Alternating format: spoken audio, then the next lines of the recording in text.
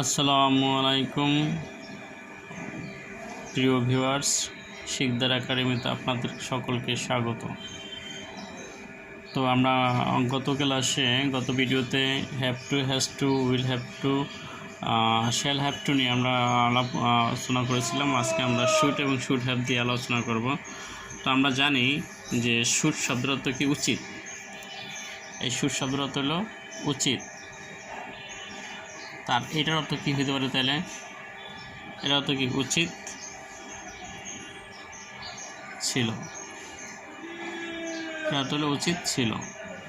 তাহলে যেমন I should go, আমার যাওয়া উচিত। তাহলে আমার খাওয়া উচিত, লেখা উচিত, পড়া উচিত। তাহলে সেটা কী হবে?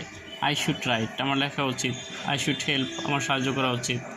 আই শুড ট্রাই, আমার চেষ্টা করা উচিত। আই শুড ড্রাই, আমার শুকানো উচিত।